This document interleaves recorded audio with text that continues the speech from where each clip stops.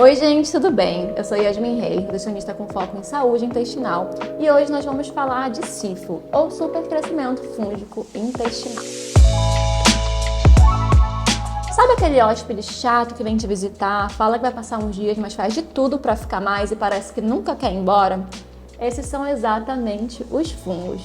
No supercrescimento fúngico intestinal, ou supercrescimento fúngico no intestino delgado, nós temos um crescimento excessivo, uma proliferação exagerada de fungos em um local inadequado, bem parecido com a SIBO, que é o supercrescimento bacteriano intestinal.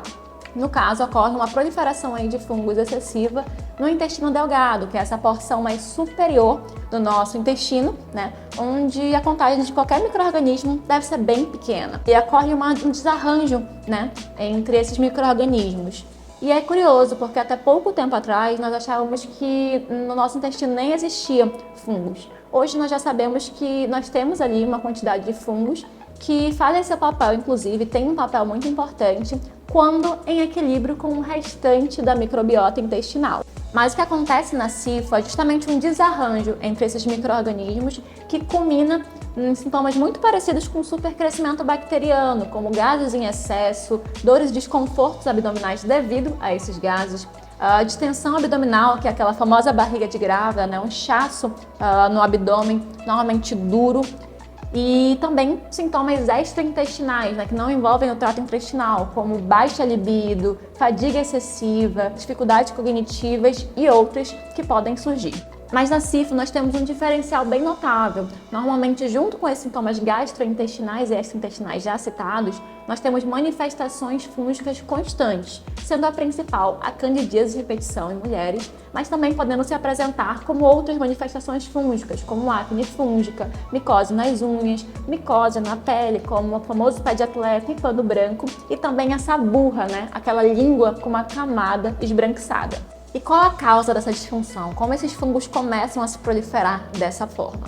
Aqui nós temos vários fatores de risco e todos os nossos fatores de risco correspondem normalmente, se relacionam com um fator principal, nossa microbiota intestinal. As bactérias, né, os micro-organismos que formam a nossa microbiota, principalmente as bactérias, quando em equilíbrio ali, em proporções, quantidades e espécies adequadas, tem como uma de suas várias funções o controle desse crescimento fúngico. Eles fazem também essa regulação do crescimento de fungos no nosso trato intestinal.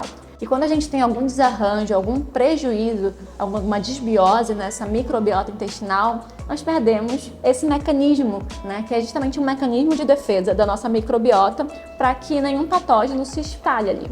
E alguns dos principais fatores de risco para que essa proliferação fúngica possa acontecer é o uso de antibióticos, né, o uso indiscriminado de antibióticos, já que boa parte desses medicamentos faz uma eliminação de bactérias sem seletividade específica, então isso envolve também a eliminação de bactérias boas, de bactérias benéficas, que fazem aí uma regulação e seu papel é essencial na nossa microbiota. 2. O uso crônico de inibidores de bombas de prótons, né, os famosos prazóis aí da vida, como o omeprazol, que é um dos principais.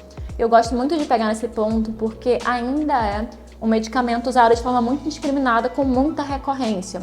E é um medicamento que pode trazer aí prejuízos a longo prazo muito severos, como deficiências nutricionais e uma propensão bem maior ao aparecimento de disfunções gastrointestinais, porque quando a gente perde o ácido estomacal, que é o que o omeprazol faz, né, ele alcaliniza ali o nosso pH, a gente perde basicamente uma barreira de proteção, além de que o pH intestinal ácido regula ali, ele tem uma função fisiológica muito importante. Então, qualquer alteração nesse pH vai nos trazer prejuízos a longo prazo. 3. Uma alimentação inadequada, baseada principalmente em açúcares, carboidratos simples e industrializados. Porque numa alimentação desse tipo, normalmente nós temos uma oferta muito deficiente de nutrientes, além de uma oferta constante de compostos ali que geram danos diretos ou indiretos no nosso tecido intestinal, né? Na barreira intestinal, ali no tecido intestinal e para nossa microbiota, porque também é uma ingestão de fibras baixa, é uma ingestão de nutrientes muito baixa. Então, uma alimentação dessa forma, de forma constante e de forma crônica, vai gerar, consequentemente, aí, uma desbiose de forma iminente.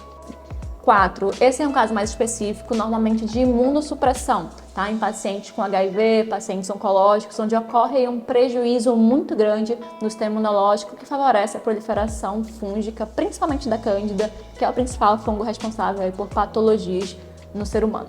Ok, eu me identifico com esses sintomas, eu vejo que o meu histórico bate muito com esses fatores de risco, então como que eu faço para confirmar, né, para diagnosticar que eu tenho SIFO? Por mais que nós tenhamos exames, inclusive exame padrão ouro, para detecção, para confirmação dessa disfunção, ainda são exames muito inacessíveis, né? Ou que tem a prática ali muito dificultada, ou realmente com acessibilidade financeira bem alta. Então, vão surgindo aí cada vez mais exames que possibilitem futuramente, sejam mais acessíveis, mas no momento o diagnóstico de SIFO é realmente, em prática clínica, mais comumente feito com análise de sintomas, tá? Como a SIFO ela tem características muito específicas, não é um diagnóstico, não costuma ser um diagnóstico difícil para um profissional atualizado, um profissional competente ali, com uma boa investigação. E uma vez diagnosticada essa disfunção, nós precisamos ir para o tratamento para recuperar esse bem-estar, essa qualidade de vida de quem sofre com essa disfunção. O tratamento da SIFO é nutricional, tá? Eu gosto de separar ele basicamente em 6 passos, que é 1, a quebra de biofilme, 2, o uso aí de agentes antifúngicos, 3, o uso de suporte, né, de compostos que deem auxílio digestivo, porque a gente tem uma perda nessa função digestiva muito grande. 4, manuseio de restrições momentâneas.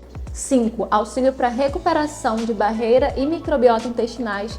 E 6, a fase aí de manutenção. No geral, a base em si para o tratamento da SIFO está principalmente na quebra de biofilme e na restrição de alguns alimentos que são aí substratos para a proliferação dos fungos, né? Basicamente, os fungos usam esses alimentos ali para se proliferarem, como se fosse realmente uma comidinha ali para os fungos. E quais são esses alimentos? Principalmente açúcares e carboidratos simples, tá? Farinatos, farinha branca, açúcar de mesa, mas acabam sendo também para alguns outros produtos, como produtos fermentados, produtos ali com a maior possibilidade de proliferação fúngica, como castanhas e frutas secas, também preferencialmente devem ser evitados, e também lactose e álcool.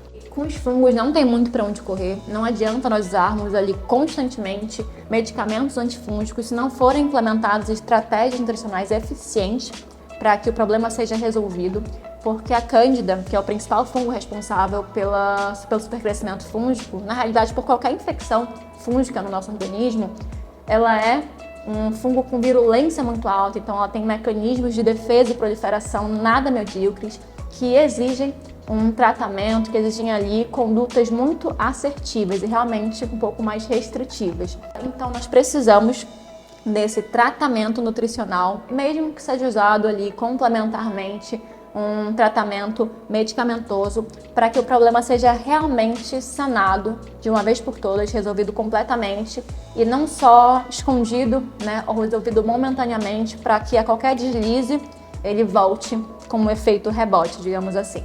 Então é isso, gente. Eu espero que esse vídeo tenha sido útil, espero que tenha ficado tudo bem claro.